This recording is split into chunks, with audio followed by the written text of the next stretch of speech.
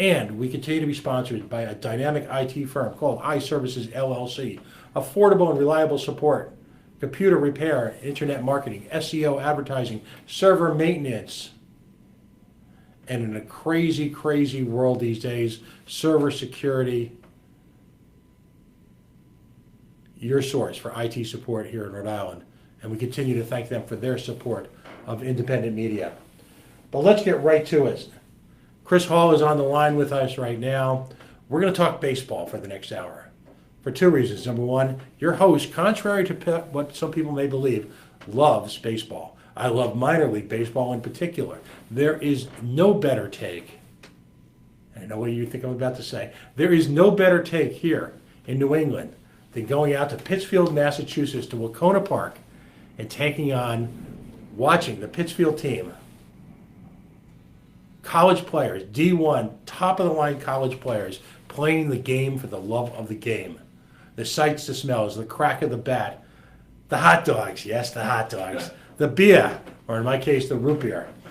It's an annual summer rite of passage. And it's something I hope to bring to Rhode Island someday soon, because I think it's contrary to what some people may take locally, it is the best take in baseball in New England. But again, Chris Hall, welcome to the show. We spoke a couple of years ago, and let's just say similar issues surrounding the baseball scenario that was taking place here in Rhode Island. We're back again. First of all, we've got a whole new audience. This is video as well as audio now. We've taken the show from what we call 1.0, from AM radio, to now we are broadcasting live across the World Wide Web. So let's sort of start from scratch. Tell us about your league and its somewhat humble origins, and yet where folks have managed to take it really in just a handful of years. Well, let's step back. You mentioned in Pittsfield for a second. The question is, have you had a beer shake there yet? No, I have not had a beer shake there, but both Tony, who runs the operation here, and myself just started shaking and quivering. Tell us about a beer shake. I'm not sure what the calorie intake is, but it's a pretty good take out there, because I was there the other night last week, and the Gold Clay Group were the owners of that facility. I mean, they're one of the best in business. I mean, they own several minor league teams. They own part of the Yankees, and their GM there, Chris and Huss, they do a great job. Baseball up there in the Berkshires is nothing better. Right, and it's interesting because it's a storied park. My understanding, it's the oldest, if not one of the oldest, continually operating baseball facilities in America. Correct? Yes, and also we almost had one there the other day when I was there, but we still have sun delays. Absolutely, the sun sets in center field. Right. This was built in the days before folks worried about the sun going right into a hitter's eyes. Right.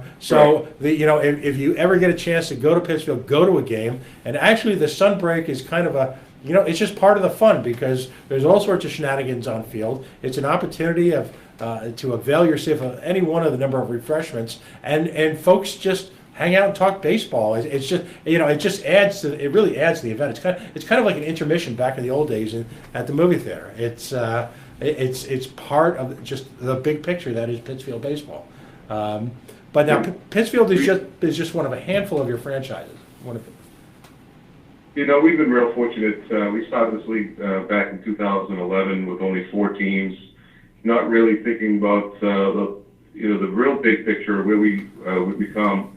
And we were real fortunate to get, groups like the Gold Clay Group, the Saudi Group, Credence, and Chris English, and folks like that came into the league.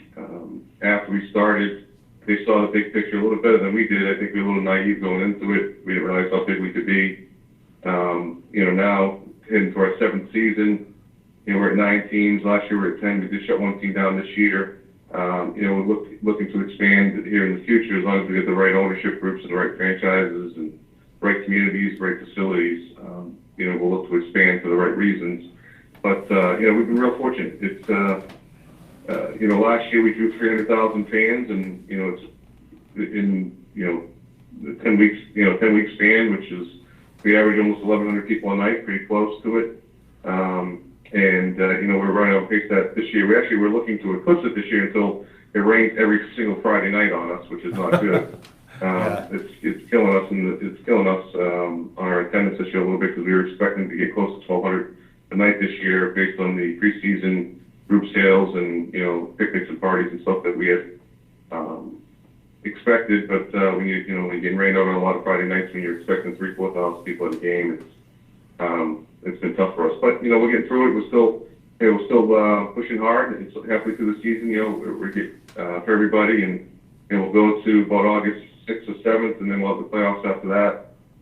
But we've been real fortunate. I had some great owners in this league. I had some great general managers, and the baseball always takes care of itself. But again, we've been real fortunate too. And we got great mayors who really support us in each location that are working with us to get better every year. Now, let's talk about the concept underlying the league. This is a collegiate league.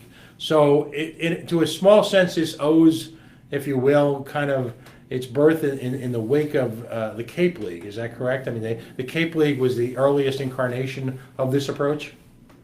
No, absolutely. I mean, the Cape is the Cape. It's kind of a comment we always say, the Cape is the Cape. That's been around for forever. I actually was very fortunate to play down there for a couple of weeks back in 1993, and it was some of the best experience in baseball that I ever had. I never had a chance to play professional baseball with too many injuries and surgeries. So playing down the Cape for me, being a kid from Brockton, was like playing in the big leagues. Right. If you play down the Cape, it means you're a pretty good athlete. And the Cape is still the Cape. You still got some of the best players in the country that are going down there every year. What we're trying to do is take their model, but also mirror it with minor league baseball, and kind of coexist in that that realm. So we have the college players, but we provide a minor league experience in most of our facilities. We've got 6 stadiums out of the 9. Martha's Vineyard's a little bit more like a Cape League feel to it. My Portsmouth team, same thing. So we worked really hard to get where we are, but we've also been very lucky to have the facilities that we do. Now, a significant portion of your players are active Division I NCAA baseball players, aren't they? Yeah, so I'll tell you a little bit about our roster. Is a little bit neat. Again, we're a little bit different here in the Futures League. I think that's part of our success. A lot of leagues worry about making sure they get the top player. Not necessarily the top players, but the top schools and players from those schools on their program. So do we, but we also want to make sure we take care of the New England kids, which it helped us greatly in a lot of ways. And I also think we've helped develop New England baseball. We've also helped a lot of New England kids get their opportunity to play pro ball. They might not have had that opportunity before. We have 10 kids on every roster have to be from New England or a New England college. So we will take kids, Division I, 2, or 3. For instance, my Martha's Vineyard team, we give the kid Zach Shannon, who's the Division II National Player of the Year. He can play on any Division I program in the country right now. Mm-hmm.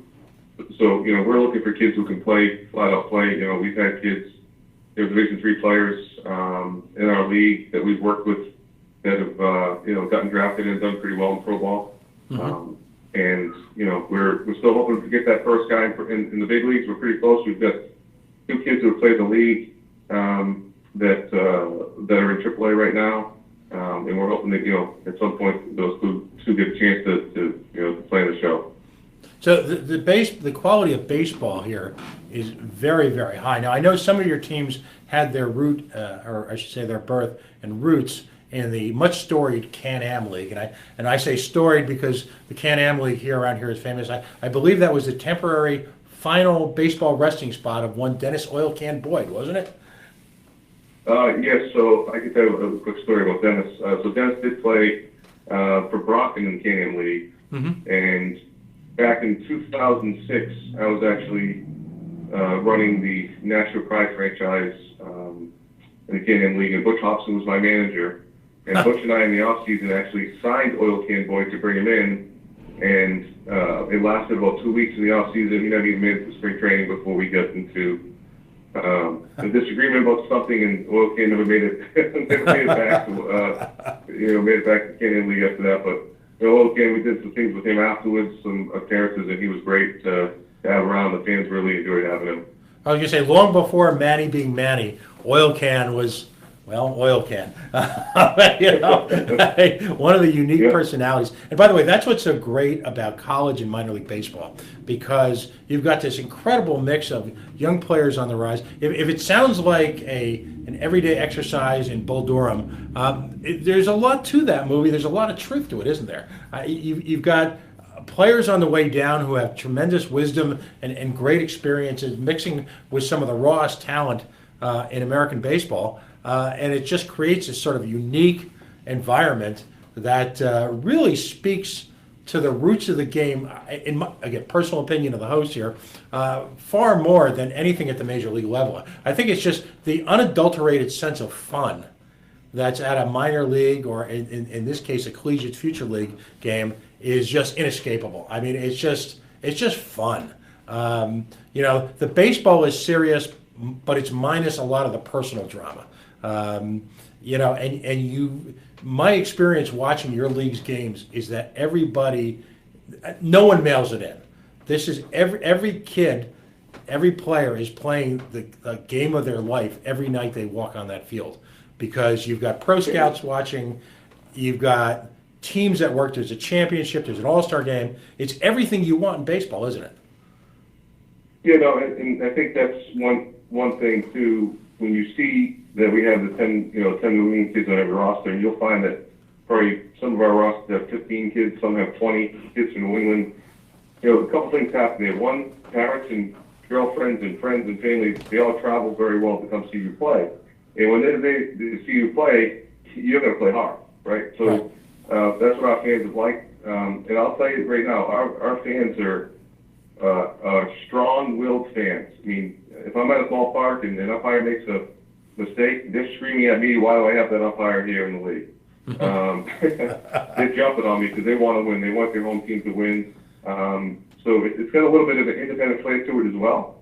But yeah, our kids play hard. And if they don't, I got 3 calls today from college coaches trying to get kids into the league. That if, for some reason, the kid doesn't want to play hard, just like pro ball, you can find someone else to play because we get somebody else ready to jump in and take your spot. So we do work hard to make sure we get the great good kids, and these kids, just like the Cape League, have to stay in host families for the most part, which is always a tough thing to get every year. Host families is always an issue at every ballpark, not just ours, but most leagues. But it's a sense of community. Giving these kids an opportunity to play, get in front of pro scouts, and we're getting ready. Our All-Star game is on the 18th in Bristol, Connecticut. Plus, we're doing another game here coming up on Tuesday where we're playing Team USA. We're putting a prospect team together. We're going to play Team USA's national collegiate team, on Tuesday in Worcester. So, we're trying to do all the right things. We're trying to showcase these kids as much as we possibly can. We talk to scouts all the time, and we're always trying to help kids, get that opportunity to play professional baseball and chase that dream. And these kids for that summer really become part of the community, don't they? No, absolutely. Yeah. I mean, we talk about some of the clinics that we do and some of the camps that we do. These kids love it. I mean, last night, I'll tell you, I was at National last night. The Bristol team had just gotten their hats handed to them in a game 16-6 by Nashua. And as they're walking off the field, there's 100 kids getting ready to run the bases, and it happens to be right in front of their clubhouse. And every single Bristol kid had a smile on their face, high-fiving those kids in the line, sign a couple autographs for the kids, and that's what it's all about. And we're going to try to promote this game. This game is in trouble a little bit across the board, and trying to get enough people to play the game so we can develop the fans and keep fans interested in what we're trying to do. And we're just trying to be part of it. We're trying to do our thing to give back as much as we possibly can. With the in addition to the game we're playing against Team USA, we're hosting 3 USA versus Japan games. Right. Starting next week as well. And with those games, we're hosting in each community. We're going to be hosting free kids clinics for some of the nonprofits and inner city kids and inner city youth each city. So try to get back and try to promote the game the right way.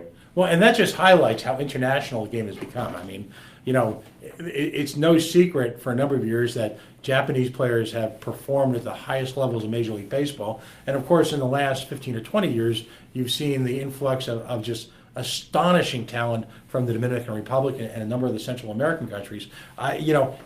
Baseball continues to evolve, continues to grow, and the internationalization of the sport just bodes so well for it in the long run.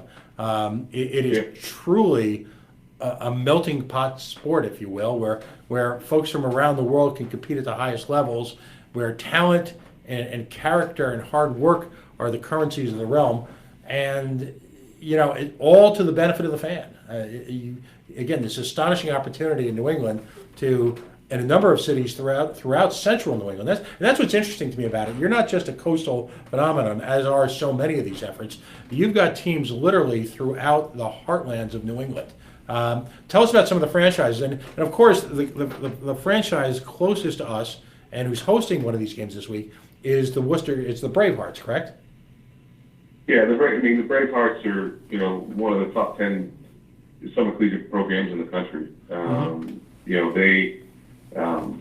They've done everything right. When the Tornadoes were there, they ran into a little bit of trouble the last couple of years, and when they were in the CanAm League,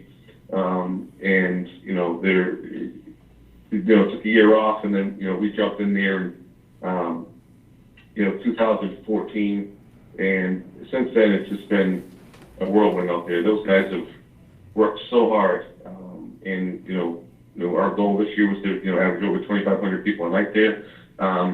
And for some collegiate baseball, it's really outstanding. They've had some games already. I think they had 2 or 3 games over 4,000 or very close to 4,000 fans a game. And if it wasn't for some of this rain coming through and hurting, we'd be pretty close to that 2,500 number. I mean, right now they're averaging 2,100 a night, 2,120 actually, to be exact. Mm-hmm. But that's a franchise that is just run so well.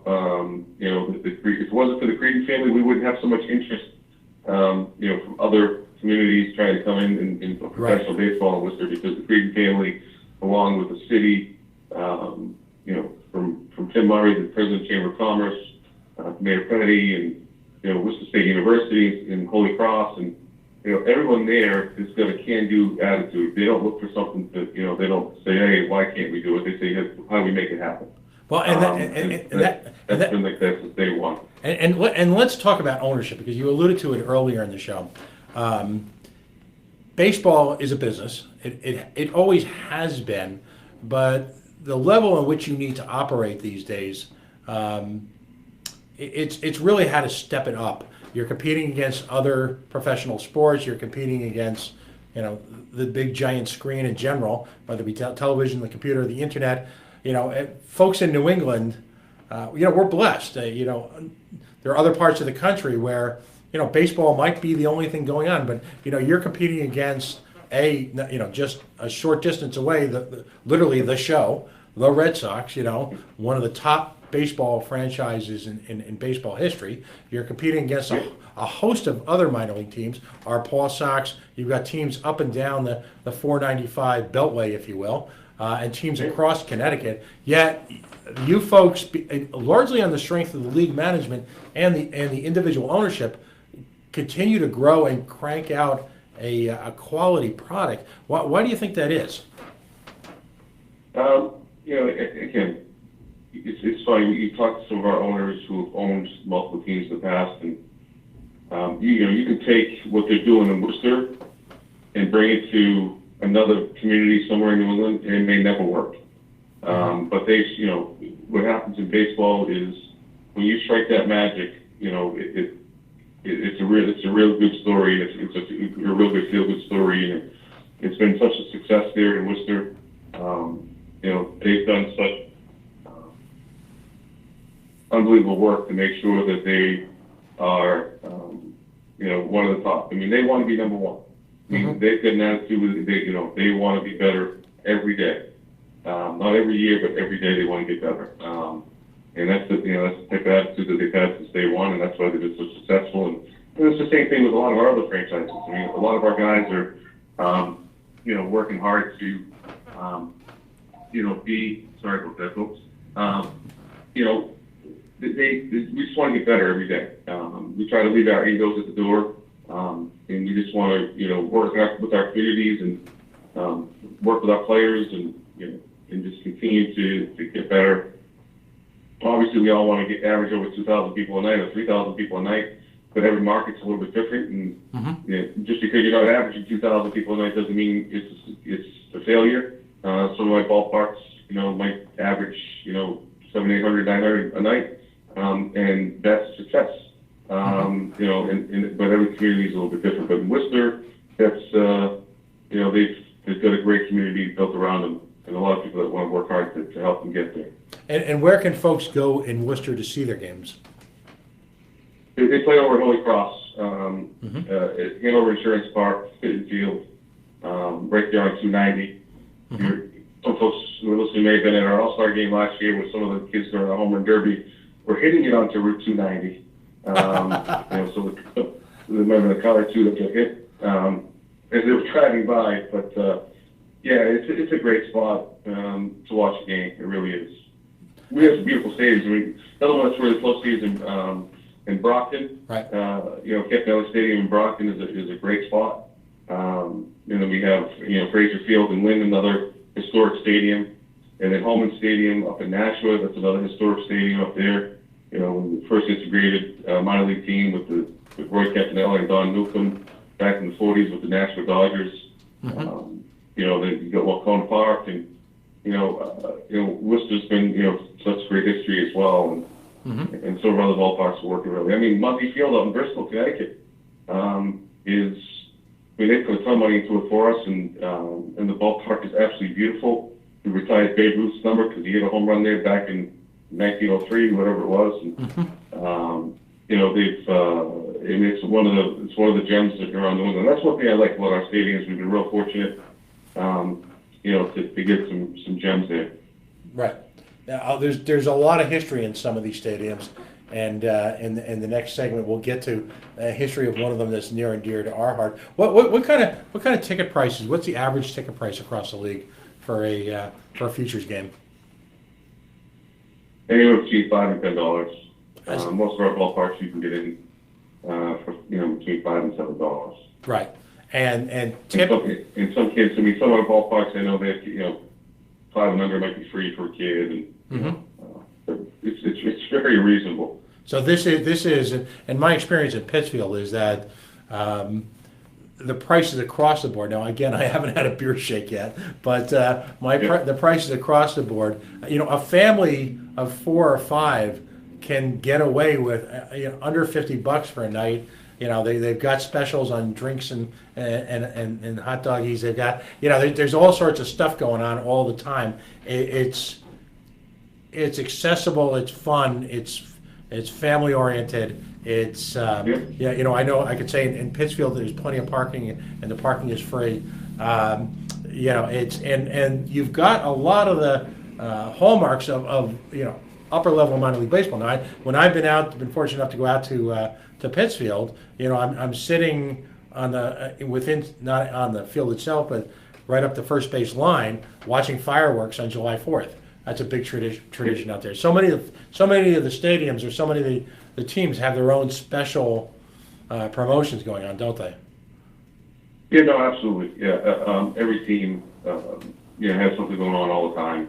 You know, right on 4th of July, we had a lot of military appreciation nights, a lot of military coming up to the ballparks, and fireworks on Friday nights, although this weather's killed us a few times, so we've had to shut down the fireworks with the rain coming in on some of the ballparks. But, right. Yeah, I mean, you know, T-shirt giveaways, hat giveaways last night in Nashua, dollar draft night in Nashua last night. And that's one thing about us, a little bit different than some of the other collegiate leagues here in New England, like that Delta Cape. I don't think they, you know, 7 of our 9 ballparks we can serve beer in, which makes it, you know, brings that minor league experience to it, and that, you know, professionalism to it a little bit. You know, and the 2 places I want to serve beer, my Portsmouth, New Hampshire location, and Martha's Vineyard. Those are 2 places I can't serve beer. And if I did, I'd be packing the house every night. Because those are 2 places that 2 places people want to have, you know, really do want to have beer. Well, and again, that speaks to the overall experience, because what you're doing here is you're taking the very best elements of the Cape League, which is, you know, a high quality, high level collegiate baseball talent, with a local involvement, because these are acting as host communities. but you're planting them in minor league capable baseball facilities. So here's the key element. As an ongoing partner in the community, you're able to offer an experience really across the board. From the little kids who are hanging out up the first base line and the third base line waiting for a foul ball, to the adult who's looking to take a couple of his business contacts out for something a little bit more relaxing than a stuffy dinner downtown.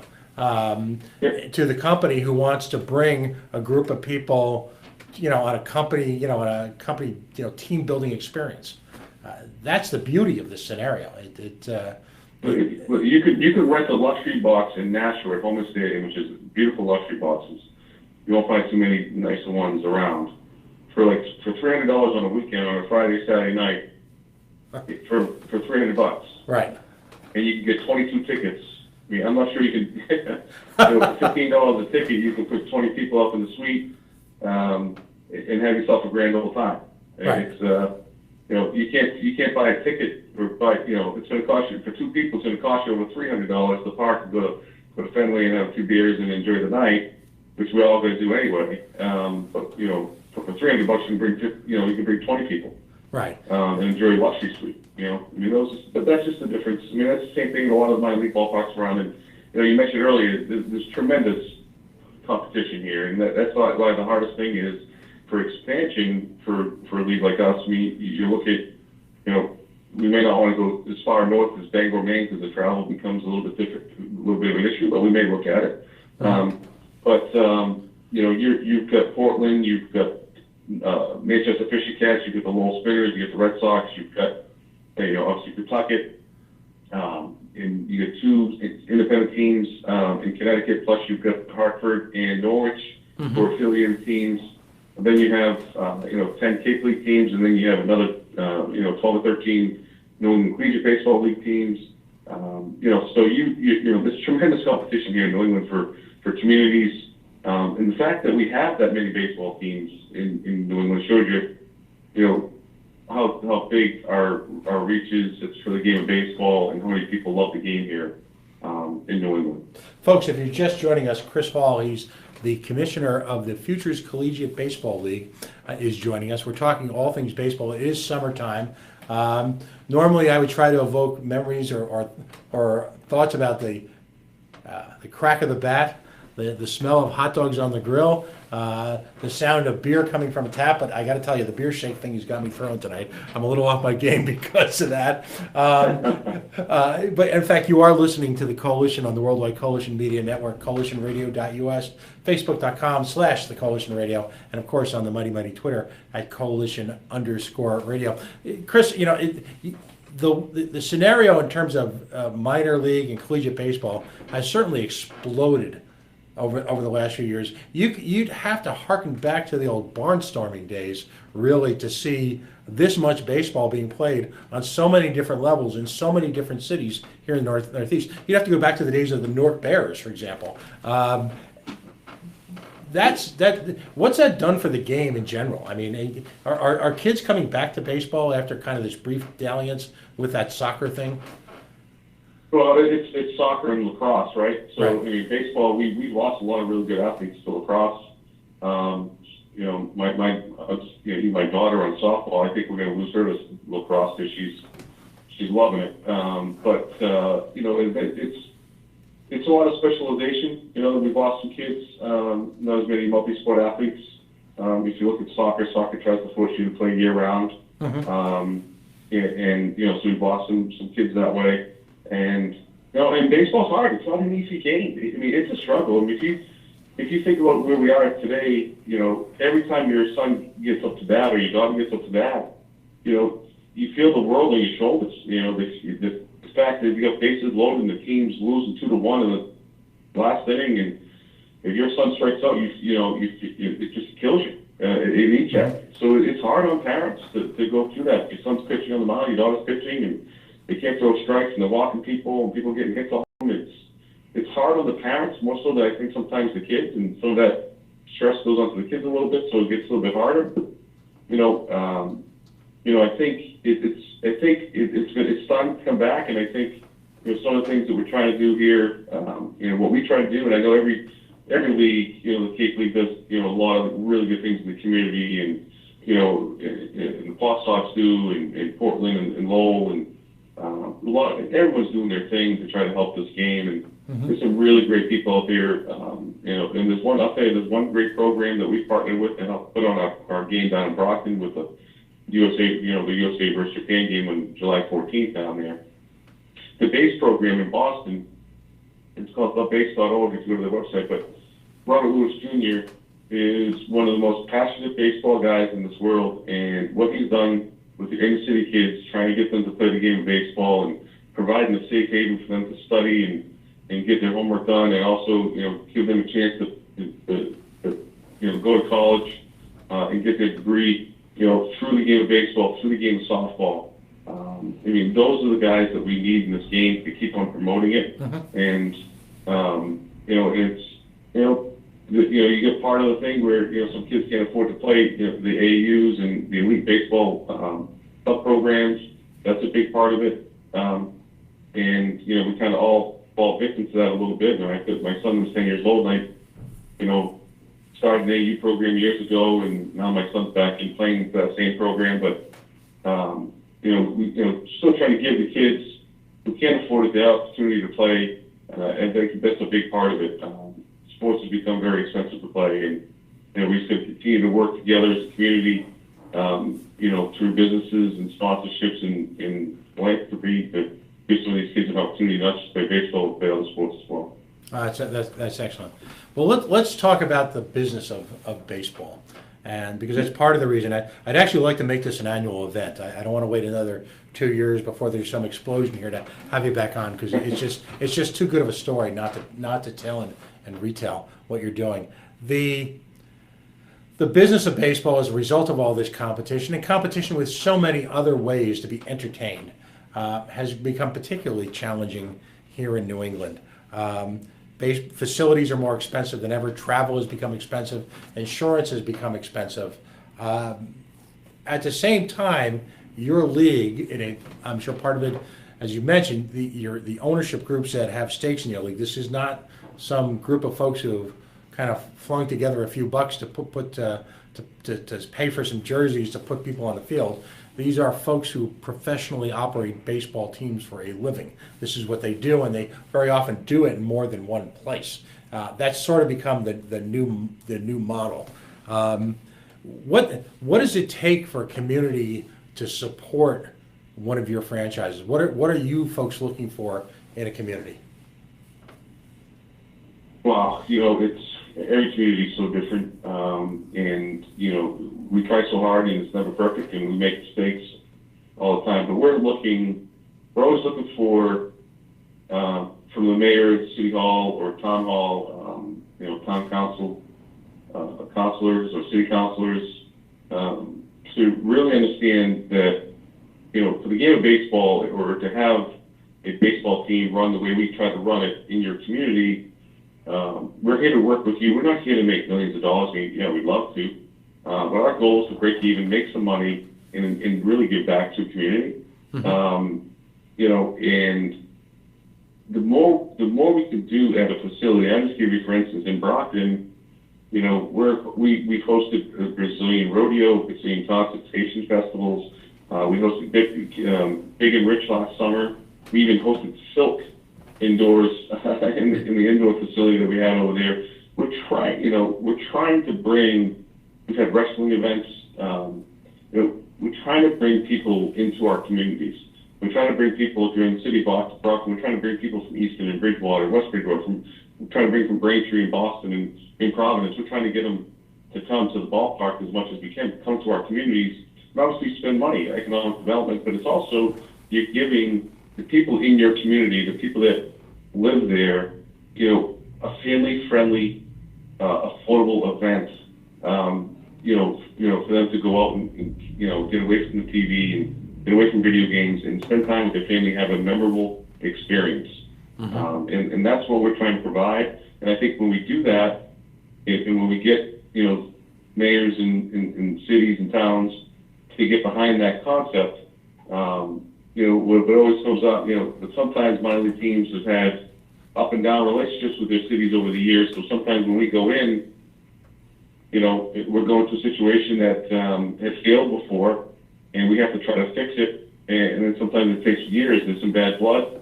And quite honestly, one of our ballparks last year in Torrington, we didn't end up, we didn't finish that well with the franchise, and we this year took the year off. And if we ever try to go back in there, or if another minor league team tries to go back in there or franchise, it's going to take a lot of work to build it back up. It's not easy. I mean, running baseball teams, it's not easy. It's a year-round thing. You have to run. You can't just run for a couple months out of the year and just, like you mentioned earlier, just put some jerseys on and go outside and play baseball. You need to be able to, work with communities and get your group skills going. And you need to work on your. But by and large, but by and large, your league largely pays its own way, doesn't it? I mean, you folks are out there as an ongoing business. You're looking to rent or use municipal facilities, but you're largely a value add to the community, aren't you? Yeah, we absolutely feel that way. We absolutely feel that way. And just for instance, when I used to be the general manager of the National Private CanAm League, I remember someone brought to me one day from a sponsor. Well, actually, this company happened to not be a sponsor, but they were sending out materials for people they were trying to recruit to come work for their company, talking about how they have a professional baseball team there and how the national prize has been so great for the community. They were using it as leverage to try to get people to come, saying, "Hey, look what we have in our community," which was shocking because they weren't sponsored. They wouldn't buy a ticket to a game, but they were right. using our what we can do for community. And you talk to some real estate agents in that community, they'll tell you that they talk about how having a minor league team or professional baseball team in your community, they feel helps the real estate value and helps the buzz of the community. Right. But I mean, are you looking to these communities for a free ride? I mean, it strikes me just from my experience with Pittsfield is that you look for cooperation from municipality, and help is never going to be turned away. But you guys are very entrepreneurial, aren't you? No, we are. And listen, we want to work with the communities. We're leasing and renting facilities, for the summer, sometimes year round, and we're a tenant. They're the landlord, so we have to work together. Mm-hmm. But if it's a good working relationship, we work together to what needs to happen in the ballpark. Mm-hmm. What needs to in order for us to draw people to the facility, we need the ballpark to be where it needs to be. But we also each one of my ballparks, I've had some ballparks that have got some things done recently, some upgrades, and they work with the community. They pay rent up maybe 2 or 3 years in advance, so that they need to do a project on the field or scoreboard or something like that. Right. In addition, if you look at most of my ballparks, we're not the only team that plays there. In Nashua, you've got the Legion team there playing. The high school teams will play there. Babe Ruth plays there. Some of the colleges play there. So we're not the only tenant. So again, we try to work with everybody in the community to really, and again, you'll find this across every league, whether it's AAA, AA, Single A, independent ball, summer collegiate ball. No league is perfect. You take risks sometimes with some of your ownership groups. You take risks on some of your facilities. Mm-hmm. You take risks on some of the communities because you really want to try to make something work. Maybe you see something there. You see something there in the community that you really like, and you want to try to make it work the best you can. And you go 4 or 5 years, and then it just doesn't happen. Mm-hmm. But what I do is when I go, I'm looking at expansion opportunities. I'll work with City Hall, the mayor's office, and they'll have every opportunity to interview and say yes, say no to the ownership group that I bring to them. Mm-hmm. There's been times that I've had to bring a couple different ownership groups to the community in order to get the right partnership, going to make sure we had everybody working together and everybody was able to get along and have the right deal in place for both parties. Oh, understood. Obviously where I'm leading to all of this is we've got a situation here in Rhode Island again where, and I'm going to speak for myself in this show, these are not the professed attitudes of my guest or the organization that he represents. I want to make that very, very clear. And for folks who listen regularly or watch the Coalition, both in my prior days on radio and now on the Go Local Live network, folks know that politically I'm very active, full disclosure, in opposing public subsidies to the stadium.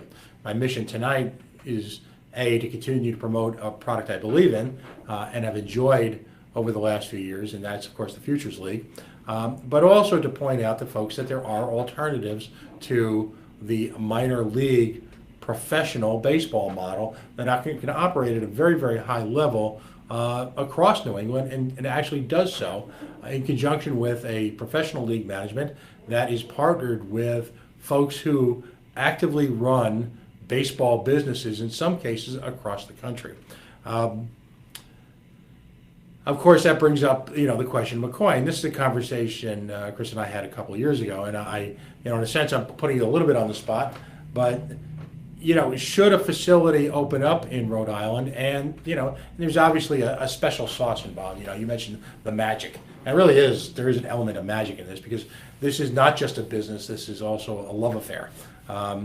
It's like running a restaurant, and that's the analogy I'll draw. You must not only be highly proficient at running the restaurant, you've got to have that creative magic, that special sauce, if you will, that makes that restaurant go. And that's why there's some restaurants in this market that are very, very successful, have been with us for a number of years, and there's others that are run by well-meaning, highly talented people that sometimes just fade away. Would you like to have, if the circumstances are right, of course, a Futures League affiliate franchise here in Rhode Island? I would love to be in Rhode Island. I spent some time looking at some facilities in some communities late summer and fall. Mm-hmm. Just trying to find the right ballpark or right community. It's not easy. Mm-hmm. But I would absolutely love to be in Rhode Island. Yeah, it just seems that you've got a strong business revolving around recreation, travel, vacationing. That already exists here. It seems tailor-made. And again, here I am putting you on the spot, but if the Pawtucket Red Sox chose to leave McCoy and leave Pawtucket, is that a facility that you think you could work in? Absolutely. I mean, but again, look, as a kid growing up, going down to Pawtucket Red Sox games, I'd love to see nothing else but to have them stay there and work on the deal to make it work for everybody. Mm-hmm. On both sides. Little give and take, because it's been such a wonderful thing, a wonderful product, and wonderful for southeastern Massachusetts and Rhode Island. Mm-hmm. Having that opportunity to head out to Pawtucket and watch games every year.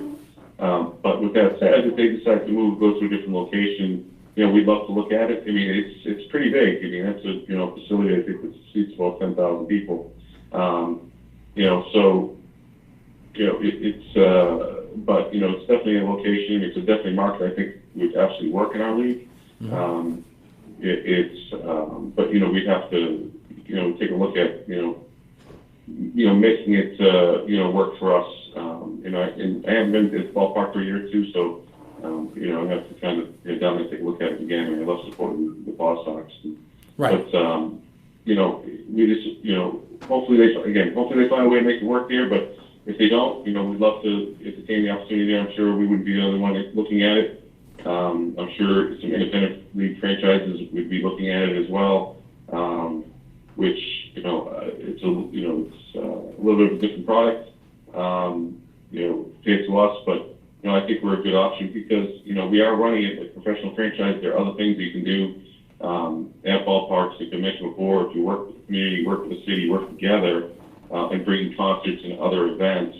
Mm-hmm. You can use the ballpark not as an entertainment venue, not just as a baseball venue. Right. There's a lot of different things that you can do. Right, and in fact, I had the luxury and the pleasure of having Professor Victor Matheson, ironically, at the College of the Holy Cross. I don't know if you've, in your travels working within the Worcester sports community, I don't know if you've ever had an opportunity to sit with him. He manages to take the business of sports and economics and perform really what I consider a miracle. He makes it interesting, he makes it relevant, and he also makes it accessible for ordinary guys like me. So if you haven't met him, he should be on your short list to have a cup of coffee with, or maybe bring him a beer shake. Let's see how he feels about that. But the point being is that folks have talked about the baseball economy here in Rhode Island. And again, my words, not yours. The notion that somehow, if the Paw Sox choose to leave, and I'm with you. In my perfect world, and again, this is my opinion. In my perfect world, they go out there, they build their own stadium, and they live happily ever after, and they become heroes in the state of Rhode Island because they chose not to use the limited resources of a wonderful, yet some could say still economically challenged community and an economically challenged state to support them. I mean, if that of course is the holy grail. I don't know if that's possible, if that can happen now. But as someone, and again, I'm putting you a little bit on the spot, but let me ask you this question: as someone who is a baseball professional, you've played the game at a high level, you manage and operate a multi-state professional, in the sense that the players are collegiate, but it is run like a professional sports league. It's fair to say that, as I said in my tease to the show, yes, Virginia, baseball can still stay here in Rhode Island, can't it? Yeah, I mean, look, you guys already have, with the Paw Sox, but you've got, the Newport Gulls are one of the best baseball teams too in the country for players in summer collegiate baseball, and then Ocean State Waves, another ballpark that they play in the NECBL, but with the Paw Sox and. I think that there's a couple of communities I'd love to be in, but the facilities need to be, a little bit different. And, I understand everyone has a different point of view when it comes down to, working together at facilities and in stadiums. But, I feel strongly that the Futures League could operate very well in Rhode Island, in the greater Providence area. I'm not sure how well we could be. If we're next to Pawtucket, or community next to Pawtucket, and the Paw Sox are there, right. We would fail instantly because we know how strong the Paw Sox can be. We wouldn't, right. If the Paw Sox are gone and they're in, let's say, Springfield, Mass, and they're away from us in Worcester, right? Because I love my Bravehearts, and I love the Futures, having the Futures League there in Worcester because I just, love dealing with the folks there in Worcester.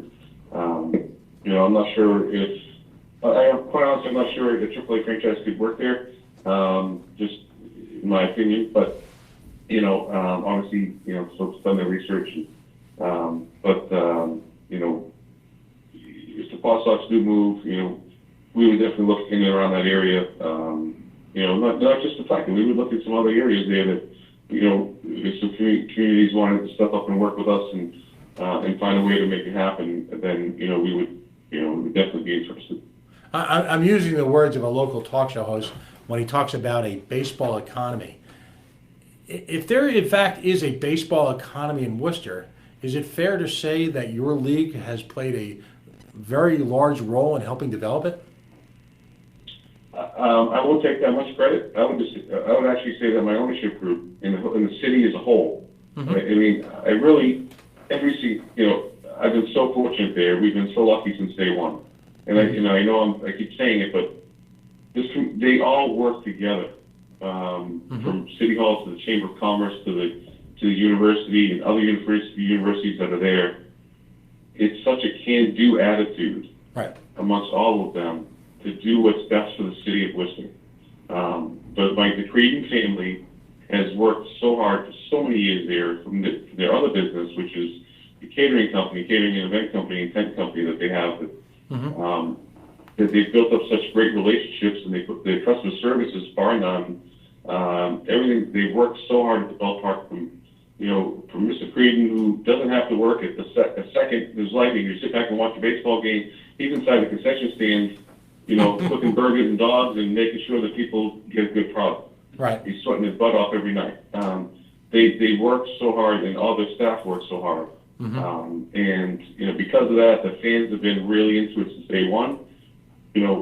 from what the Bravehearts have done, in my opinion, creating that baseball economy, you're bringing baseball back to life, but with the help of the city. There's no doubt in my mind that that's why other minor league ballparks, professional baseball teams are looking to the city of Worcester. Excellent. You alluded to it. Let's talk about something that's coming up this week. You alluded to it earlier in the show.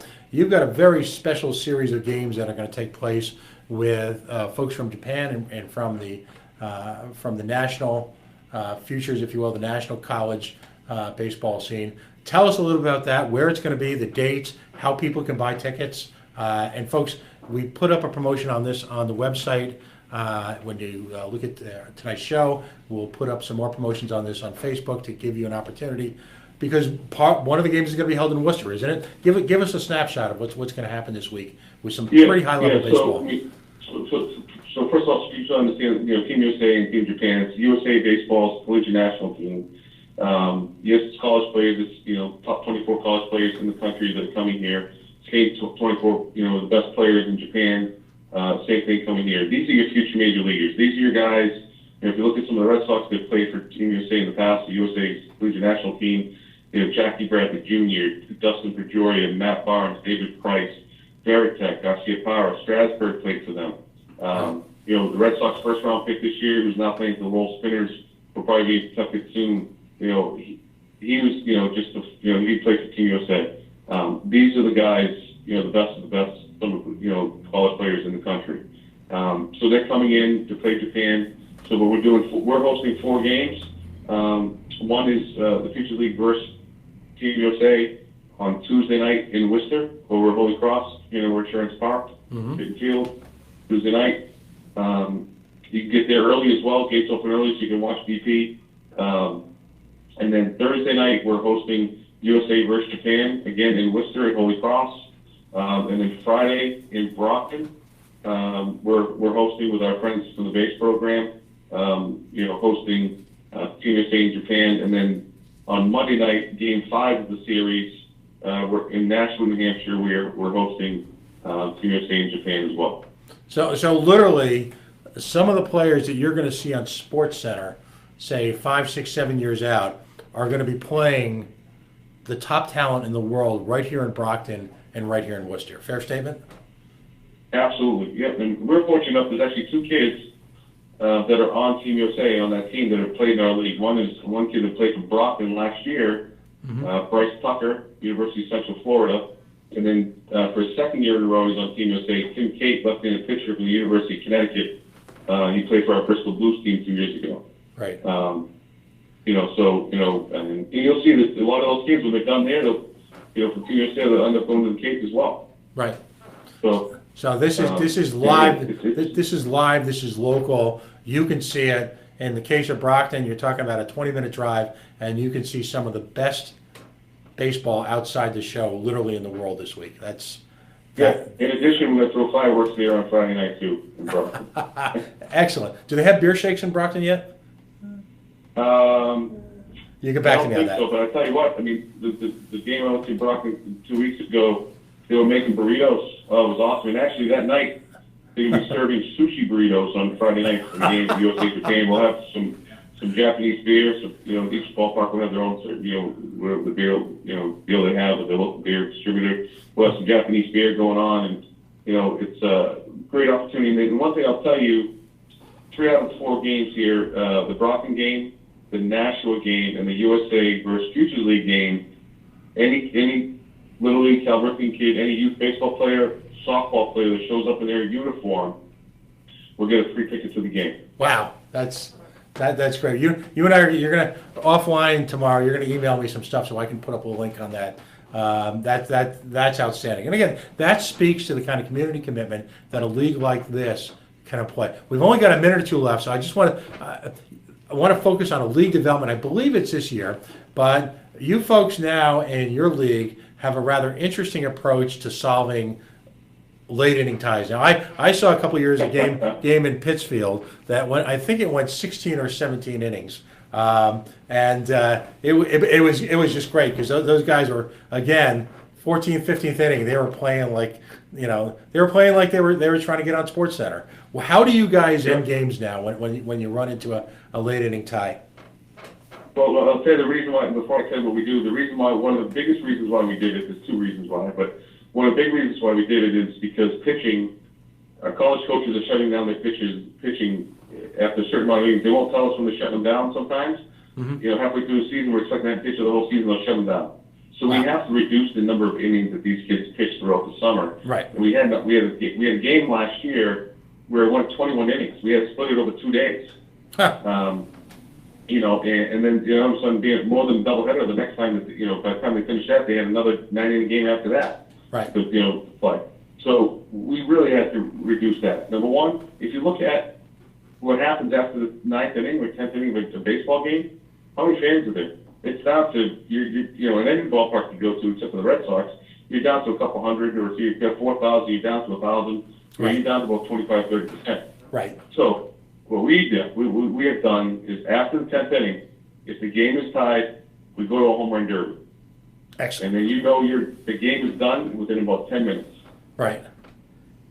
And you've got some pretty, like I said, you've got some pretty spectacular young talent swinging for the fences, don't you?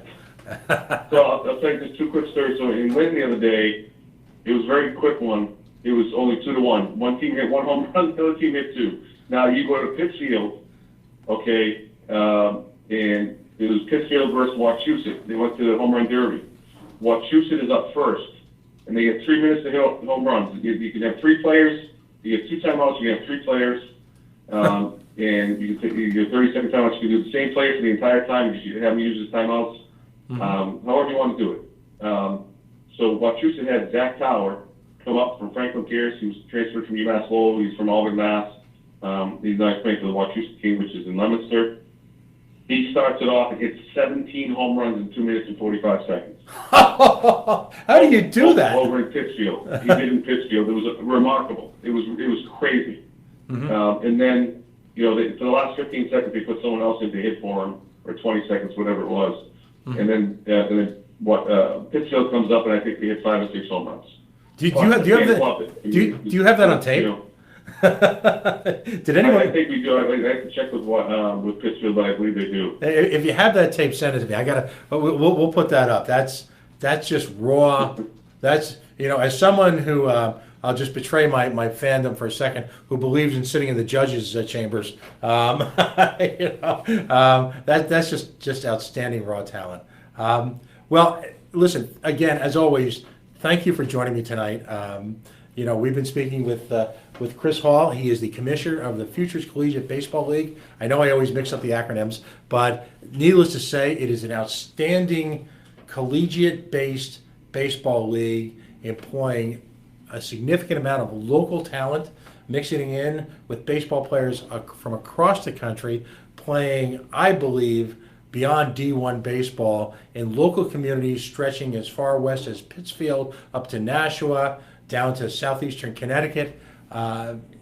Folks, they've got a special series of events going on next week. We will provide the links for that, where you can literally, in Brockton and in Worcester, see some of the finest baseball talent in the world right now. All in all, it's a hell of a package. And, we had some intriguing kind of hints about a potential future here in Rhode Island. Frankly, I'd love to see you here, regardless of the Paw Sox or not. I know how the game works, but you're welcome on the show anytime. And again, thank you so much for joining us. Yeah, no, if you guys happen to know any mayors that are about 30 minutes outside of Pawtucket, let them have their, if you know anybody out there that has a nice little stadium or something like that, you want to bring us in. You and I will talk, okay? We're going to have some fun with this. Great. All right. Thank you so much for having us, Pat, and have a great weekend. You too. We'll see you soon. Folks, again, we're talking to Chris Hall. He's the commissioner of the Futures Collegiate Baseball League here in New England. As you realize, that might have been some subtle hints from me about the ongoing Paw Sox and Broglio.